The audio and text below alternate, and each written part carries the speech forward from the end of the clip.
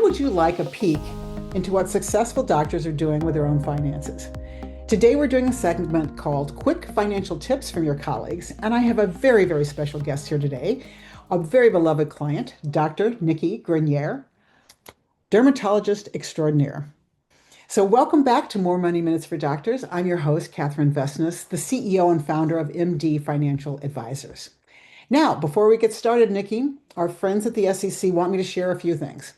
First of all, did I compensate you in any way or give you anything of value to get you to agree to record this educational session?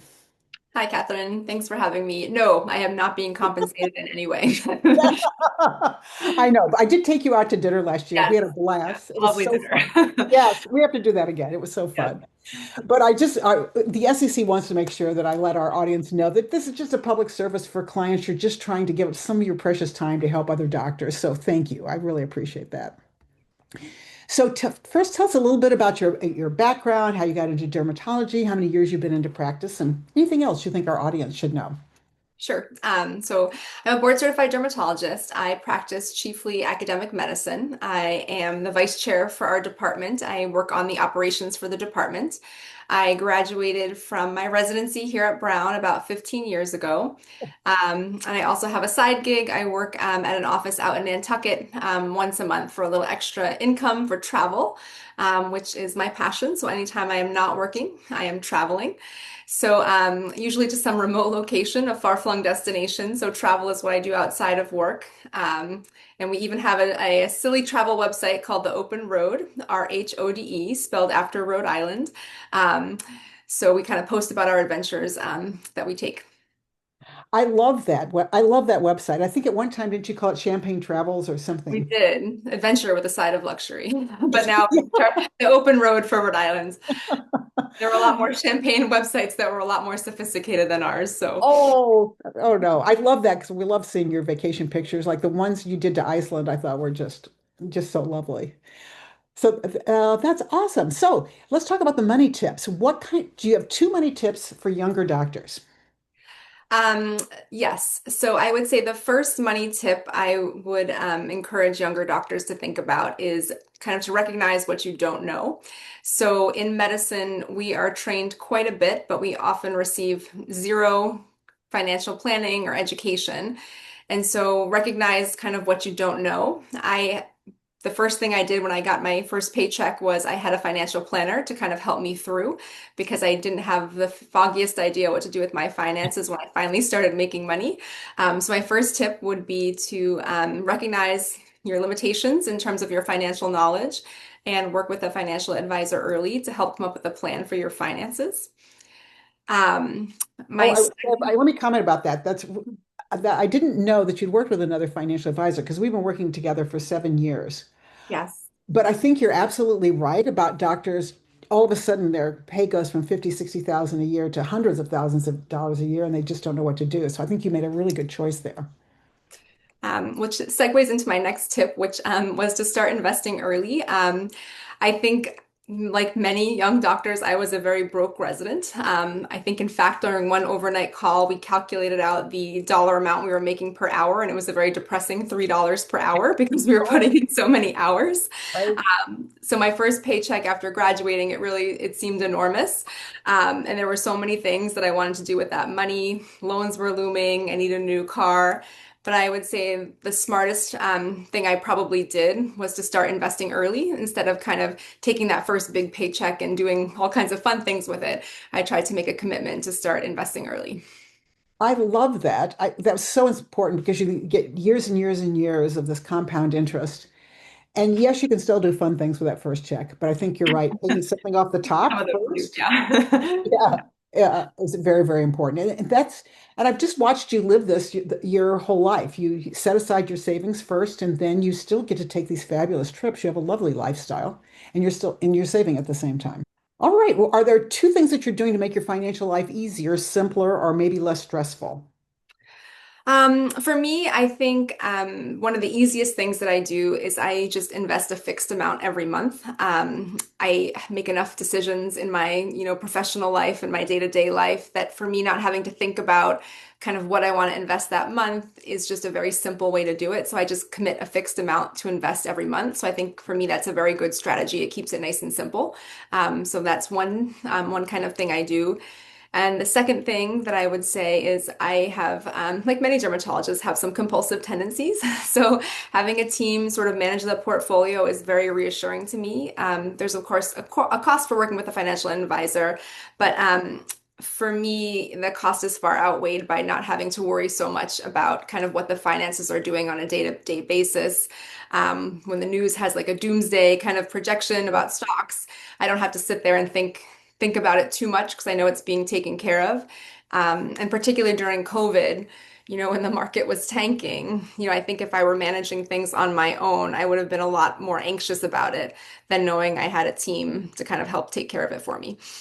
Oh, that pleases me so much. And Because that's you're watching it plummet every day and you're getting a little nervous. So, yeah. yes, and I have such mixed feelings when the market's going down like that. On the one hand, I'm like, yay, the market is on sale. Let me scrape up everything I've got and start buying more stock. But I'm also knowing that there's some clients are going to be more nervous about that. So we may have to deal with some nervous clients. Yeah. And I think Yes. for many of us, we just, you know, we don't have a lot of free time. By the time we get home after seeing patients, there's not a lot of free time left. So it's helpful not to have to feel like I have to check that every day. I can kind of glance at it periodically, but it's not something that I have to work on every single day, and worry about.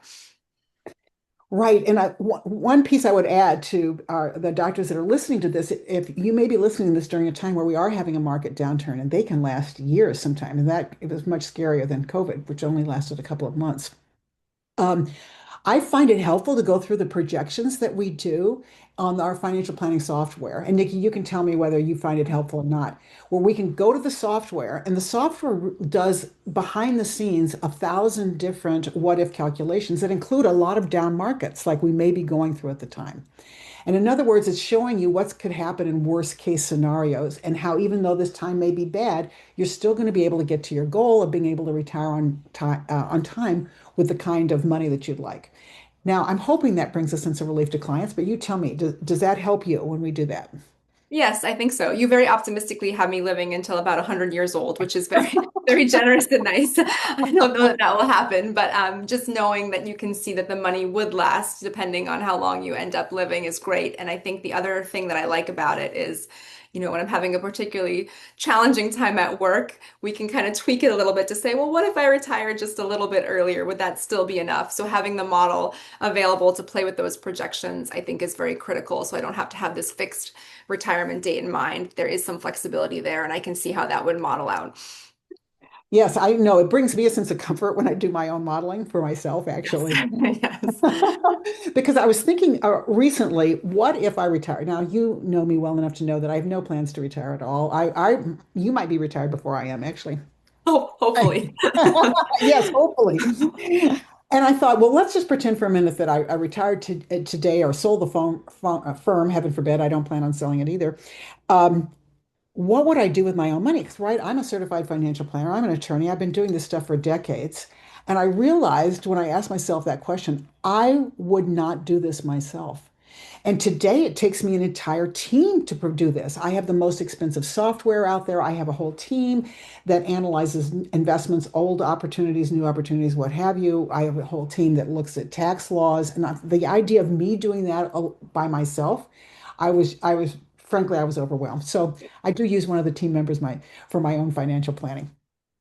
Now, last question. Now, is there anything that you wish you'd done differently? I think looking back on it, knowing the power of investing that I understand now that I perhaps didn't understand when I was a bit younger, I probably would have started investing a bit earlier. So despite, the occasional volatility of the market, which is scary to look at when you're young and you don't understand that, the reality is over the last 50 plus years, returns are 10% or more. So it's really the best place to have your money. Um, And while it would have been challenging for me to invest money when I was a broke resident, I think even if I put a little bit aside then, that would have been better for me, which I did not do. But more powerfully than that, I think as a young attending, I could have put away a little bit more each month. I was really anxious to pay off student loans. You have this massive amount of money that's kind of beating down on you, and you feel like you have to kind of work to pay that off. But looking back on it, that interest rate was maybe 3%. And so it probably would have been a smarter choice. It would have behooved me to put a little bit more money toward investing and less to be putting all this extra into paying off my loans, because that money would be more powerful in the long run in terms of compounding the investment versus, me, just trying to pay off those loans because it made me feel better. Yeah. You hit upon something very important, though, is like the emotions versus the numbers.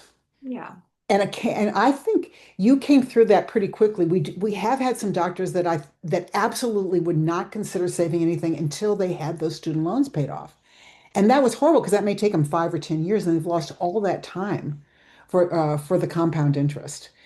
I would like to get residents even investing, maybe it's only $200 a month, but Sure. it's something that just keeps them going, and then teaching them to live below their means so that they can always be saving something. Yeah, it's to the point I made earlier. You just don't understand that as a resident. We don't Right. receive any financial education like that. So unless you come from a family of financial advisors or have a little bit more knowledge of that, I think it's not something that you think of when you're working so hard and making so little money. It's just not the first thing that you would think to spend your money on, but it really is probably the smartest thing you could spend your money on. I totally agree. And you're really too tired and exhausted, as you said. Yes, Two thoughts fair there. enough. Is there anything else you wish you'd done differently? I think that's the main thing. Other than that, I feel like, we do a pretty good job of not spending a lot of extravagant things. We do save most of our money for travel because that's, what I feel is the most valuable use of my money. Uh, Right. so I do think, spending, a little below your means if you can early and putting that money toward investing is important. And I think that's where my husband and I have really done a good job because we do, a lot of things independently for ourselves so we can save a bit of money there. And as I recall, you're doing some remodeling at your house to save some money. Yes, we did all of our own remodeling, and we live on a huge acreage, and so we do all of our own landscaping and yard work, which is probably we could now at this point get someone to help us with, but we still do that on our own, and we then take maybe like a little bit more luxurious of a vacation later in the year as a reward. Yeah. I can say bless you. Yeah. That is something that I would not tackle, but I'm glad you're good at it. It's a I good can choice for you. chop the wood. We're out there with the axe in the mall. We can get it done. So It gets rid of all those frustrations that's at right. the clinic, right? I love that. I Yes. love that. Awesome. Well, Nikki, thank you so much for taking the time to join us today. And so let me wrap up what I hear Nikki saying. I'll give her the last word. Start early, educate yourself, maybe work with somebody that can help you if you don't understand how this is going, and live under your means. What would you add to that? I think that's really it. I think get help because you probably don't have the knowledge when you're younger to, make a plan that's going to work for you in the future. So that's been the most helpful for me. Awesome. Thank you so much. So, doctors, I'm hoping you found this helpful. If you did, we would be honored if you would forward this on to your colleagues. And if you have any other further questions, or there's something you'd like us to cover in a future episode, you can always reach out to us at info@mdfinancialadvisors.com. And of course, don't forget to like, subscribe, and follow us on social media. That really does help us get higher up in the rankings so the message can get across to more doctors. All right. As I mentioned, you can reach out to us directly for questions by emailing us at info@mdfinancialadvisors.com. Finally, only you can take care of you. So please take care of yourself, plan, protect, and prosper. Historical market returns can be found at tradethatswing.com. These statements are from a current client and may not be representative of the experience of other clients and do not guarantee future performance or success. No cash compensation was exchanged for this recognition. MD Financial is not aware of any material conflicts of interest between this client and the firm.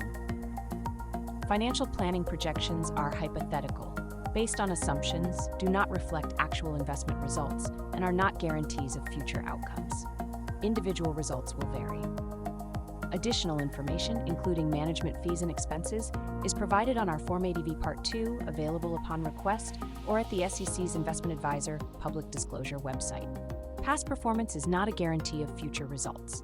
Feel free to reach out to us at info@mdfinancialadvisors.com or visit our website at mdfinancialadvisors.com.